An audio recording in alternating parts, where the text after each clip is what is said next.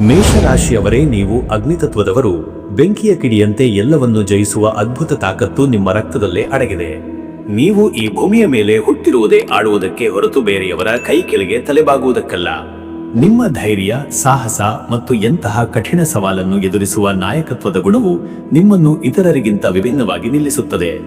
ಆದರೆ ಕಳೆದ ಕೆಲವು ವರ್ಷಗಳಲ್ಲಿ ನಿಮ್ಮ ಮುಗ್ಧ ಮನಸ್ಸನ್ನು ಜನ ಎಷ್ಟರ ಮಟ್ಟಿಗೆ ಉಪಯೋಗಿಸಿಕೊಂಡಿದ್ದಾರೆ ಎಂಬುದು ನಿಮಗೆ ಚೆನ್ನಾಗಿ ಗೊತ್ತು. ಯಾರಿಗೋ ಸಹಾಯ ಮಾಡಲು ಹೋಗಿ ನೀವೇ ಕೆಟ್ಟವರಾಗಿದ್ದೀರಿ. ನಿಮ್ಮ ಸಿಟ್ಟೆ ನಿಮ್ಮ ಶತ್ರುವಾಗಿ ಮಾರ್ಪಟ್ಟು ಕೈಗೆ ಬಂದ ಎಷ್ಟೋ ಅವಕಾಶಗಳು ನಿಮ್ಮದೇ ಕೋಪದಿಂದ ಹಾಳಾಗಿ ಹೋಗಿವೆ. ನನ್ನ ಒಳ್ಳೆಯತನಕ್ಕೆ ಬೆಲೆಯೇ ಇಲ್ವಾ ಎಂದು ನೀವು ನೊಂದಕೊಂಡಿರಬಹುದು. ಆದರೆ ಚಿಂತಿಸಬೇಡಿ, ಕಾಲ ಬದಲಾಗುತ್ತಿದೆ.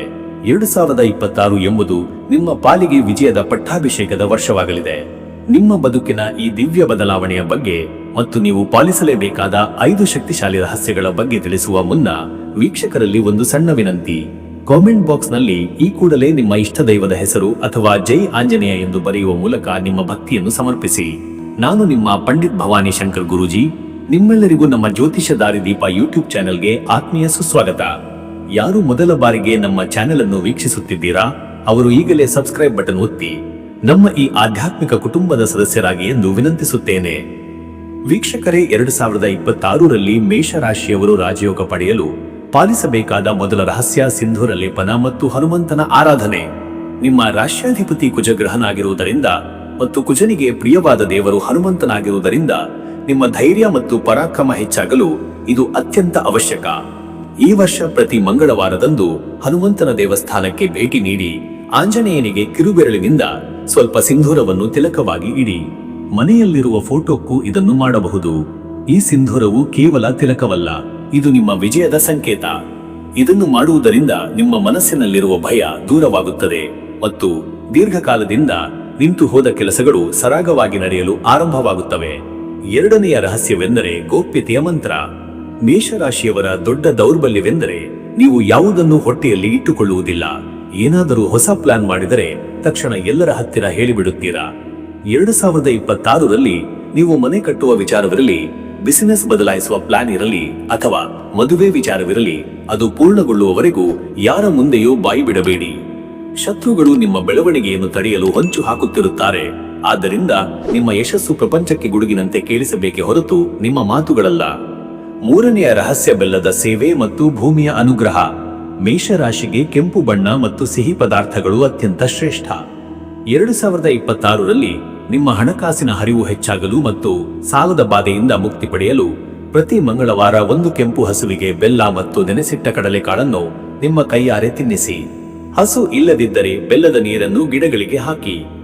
ಮಣ್ಣಿನ ಮಗನಾದ ಕುಜಗ್ರಹವು ಇದರಿಂದ ಪ್ರಸನ್ನಗೊಂಡು ನಿಮಗೆ ಭೂಮಿಗೆ ಸಂಬಂಧಿಸಿದ ವ್ಯವಹಾರಗಳಲ್ಲಿ, ಅಂದರೆ ಸೈಟು ಅಥವಾ ಮನೆ ಖರೀದಿಸುವ ವಿಷಯಗಳಲ್ಲಿ ದೊಡ್ಡ ಲಾಭವನ್ನು ತಂದುಕೊಡುತ್ತಾನೆ. ನಾಲ್ಕನೆಯ ರಹಸ್ಯ ಸಹೋದರರ ಜೊತೆಗಿನ ಬಾಂಧವ್ಯ. ಜ್ಯೋತಿಷ್ಯ ಶಾಸ್ತ್ರದ ಪ್ರಕಾರ ಕುಜಗ್ರಹವು ಸಹೋದರ ಕಾರಕನಾಗಿದ್ದಾನೆ. ಮೇಷರಾಶಿಯವರು 2026ರಲ್ಲಿ ಅಭಿವೃದ್ಧಿ ಹೊಂದಲು ಇರುವ ಸುಲಭ ಮಾರ್ಗ ಅಂದರೆ ನಿಮ್ಮ ಒಳಹುಟ್ಟಿದವರ ಜೊತೆ ಯಾವುದೇ ಕಾರಣಕ್ಕೂ ಜಗಳ ಮಾಡಬೇಡಿ. ಅವರ ಜೊತೆ ಸಂಬಂಧ ಚೆನ್ನಾಗಿದ್ದರೆ ನಿಮ್ಮ ಅದೃಷ್ಟ ತಾನಾಗಿಯೇ ಒಲಿಯುತ್ತದೆ. ಒಂದು ವೇಳೆ ಮನಸ್ತಾಪವಿದ್ದರೆ ನೀವೇ ದೊಡ್ಡ ಗುಣ ತೋರಿಸಿ ಅವರನ್ನು ಕ್ಷಮಿಸಿಬಿಡಿ. ರಕ್ತ ಸಂಬಂಧಿಗಳ ಆಶೀರ್ವಾದ ನಿಮಗೆ ದೊಡ್ಡ ಶ್ರೀರಕ್ಷೆಯಾಗಿ ಕೆಲಸ ಮಾಡುತ್ತದೆ ಮತ್ತು ಆಕಸ್ಮಿಕ ವಿಪತ್ತುಗಳಿಂದ ನಿಮ್ಮನ್ನು ಕಾಪಾಡುತ್ತದೆ. ಐದನೆಯ ಮತ್ತು ಅತಿ ಮುಖ್ಯ ರಹಸ್ಯವೆಂದರೆ ಹಣೆಗೆ ಕೆಂಪು ಚಂದನದ ಧಾರಣೆ. ನಿಮ್ಮ ಅತಿಯಾದ ಸಿಟ್ಟೆ ನಿಮ್ಮ ಯಶಸ್ಸಿಗೆ ಅಡ್ಡಿಯಾಗಬಹುದು. ಆದ್ದರಿಂದ ನಿಮ್ಮ ತಲೆಯನ್ನು ತಂಪಾಗಿರಿಸಲು ಮತ್ತು ಸರಿಯಾದ ಸಮಯದಲ್ಲಿ ಸರಿಯಾದ ತೀರ್ಮಾನಗಳನ್ನು ತೆಗೆದುಕೊಳ್ಳಲು ಪ್ರತಿದಿನ ಮನೆಯಿಂದ ಹೊರಗೆ ಹೋಗುವಾಗ ಹಣೆಗೆ ರಕ್ತ ಚಂದನ ಅಥವಾ ಕೆಂಪು ಗಂಧದ ತಿಲಕವನ್ನು ಇಡಿ. ಯಾರ ಹಣೆಯಲ್ಲಿ ಕೆಂಪು ತಿಲಕವಿರುತ್ತದೆಯೋ ಅವರಿಗೆ ಸಮಾಜದಲ್ಲಿ ಗೌರವ ಮತ್ತು ಆಕರ್ಷಣೆ ಹೆಚ್ಚಾಗುತ್ತದೆ ಹಾಗೂ ಶತ್ರುಗಳು ನಿಮ್ಮನ್ನು ನೋಡಿ ಭಯಪಡುತ್ತಾರೆ. ಮೇಷರಾಶಿಯವರೇ, ನೀವು ಯುದ್ಧಕ್ಕೆ ನಿಂತರೆ ಗೆಲ್ಲದೆ ಹಿಂದಿರುಗುವವರಲ್ಲ. 2026 ನಿಮಗೆ ಯುದ್ಧವಲ್ಲ, ಅದು ಪಟ್ಟಾಭಿಷೇಕದ ಸಮಯ.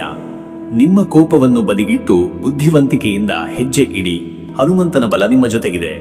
ಈ ಮಾಹಿತಿ ನಿಮಗೆ ನಿಜಕ್ಕೂ ಉಪಯುಕ್ತವೆನಿಸಿದ್ದರೆ ವಿಡಿಯೋವನ್ನು ಲೈಕ್ ಮಾಡಿ ಮತ್ತು ನಿಮ್ಮ ಮೇಷರಾಶಿಯ ಸ್ನೇಹಿತರಿಗೆ ಮರೆಯದೆ ಶೇರ್ ಮಾಡಿ, ಅವರಿಗೂ ಇದರ ಲಾಭ ಸಿಗುವಂತೆ ಮಾಡಿ. ವೀಕ್ಷಕರೇ, ನಿಮ್ಮ ಅನಿಸಿಕೆ ನಮಗೆ ಅತ್ಯಂತ ಮುಖ್ಯ.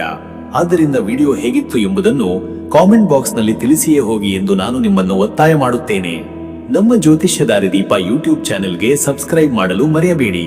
ಮತ್ತೊಂದು ವಿಶೇಷ ಮಾಹಿತಿಯೊಂದಿಗೆ ನಿಮ್ಮನ್ನು ಭೇಟಿಯಾಗುತ್ತೇನೆ. ಅಲ್ಲಿಯವರೆಗೆ ಶುಭವಾಗಲಿ.